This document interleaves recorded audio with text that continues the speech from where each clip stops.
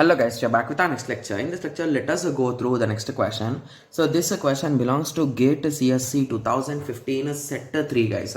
Okay, so the given question is consider the following sequence of a code of 5 instructions I1 to I5. Okay, so each of these instructions has the following format. Okay, so that is nothing but operator RI, RJ and RK. Okay, so where operator OP is performed on the content of RJ and RK. So basically here also they are saying R1 is equals to R2 plus R3. So that's what they are saying. And the result are stored in the Ri of API. Okay, yes. So they are saying 3 different statements. Okay, so what does the first statement says, guys? So the first statement says that there is anti-dependency between I2 and I5.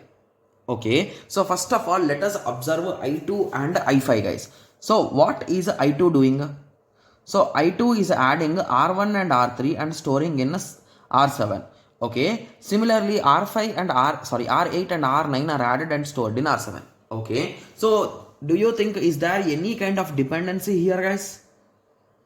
Okay, so let us keep it aside for now. Let us check to some other topic. Sorry, let us go to the next statement. Okay, so the next statement says that there is anti-dependency between I2 and I4. Okay, so I2 is solving this and I4. Okay, so I think in between these two also there is no direct relation, right? Because it is working with I1 and R3, it is working with R2 and R4. Okay, so there is direct relation is not there. Okay, so within an instruction pipeline, an anti-dependency always creates one or more stalls. So which one of the following statement is true? Okay, so to solve this question, first of all, we should have a clear idea about what is this anti-dependency first, right? Yes. If you recall, we have already discussed what exactly is anti-dependency when we discussed about data hazards, guys. So basically, anti-dependency is nothing but write after read, guys. Okay, yes. So that is nothing but anti-dependency. So few students will be saying that, okay, so we want some examples for it, right? Yes. So let us take a small example, guys. So assume that R2 tends to R1 plus R3. Similarly, R3 tends to R4 plus R5. Okay, so it is nothing but a problem of write after read, right? Okay, so that is nothing but, so if you observe carefully, okay, so write after read. So basically, once this writing is done, okay, then we should perform this writing, right? Yes, so that is the issue here. Okay, because if something goes wrong and this statement executes first, the R3 value will be updated, and if unfortunately after this statement executes, the R2 result will be wrong, right? So that is the reason why after this writing is completely done, only then you read the data and print it. Got it? Yes. So that is the concept of write after read, guys. Got it? Yes. Okay. Okay.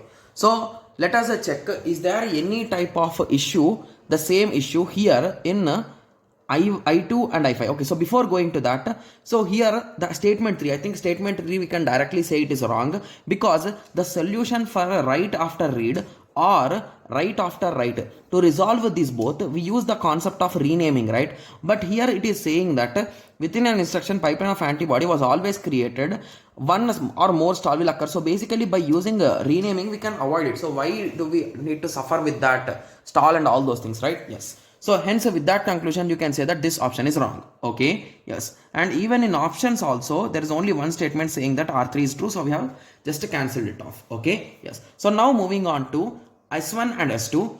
So now let us observe this again carefully, guys. Okay. Okay, so if you observe, so for easy understanding, I'll be writing these two statements one after the other, guys. So what does I2 says? I2 says that R7 is equals to R1 into R3. Okay, similarly I5 says that, so let me write the in between numbers also. R4 is equals to R1 minus R5. Similarly R3 is equals to R2 plus R4. At the end R7 is equals to R8 into R9. So if you observe carefully, in between I1 and I2 and in between I5, is there anything the same, guys? If you observe carefully, the final result is stored in the same thing, right? So that issue is nothing but a write after write, right? So what is the nickname or what is the other name for write after write? It is nothing but output data dependency, right? but here we are talking that here it is saying that it is having anti-dependency. Hence that is wrong, right? So there is no relation like that in between I2 and I5. Okay, so the second option says that S2 says. So with that understanding, you can say this is wrong, and you can say that A is the correct answer. Sorry, my bad. This is wrong and this is wrong. So you can say with that B is the correct answer. Anyway, let us continue with the next option. That is it says I2 and I4 have anti-dependency. Okay, so this is I2, this is I4. If you observe carefully, so here R3 is being read and here R3 is being written. So that is what I gave. The same example which I gave also has the same issue, guys. So that is a nothing but a write after read issue. So that is a nothing but anti-dependency. So with this understanding, you can say that S2 is the correct option. Got it? Yes. Okay, so if any students are having any kind of confusion with respect to these write after read, read after write, those problems, please watch the course lecture, guys, because I have clearly explained there. And if you want me to just revise it, that is nothing but WAR, right?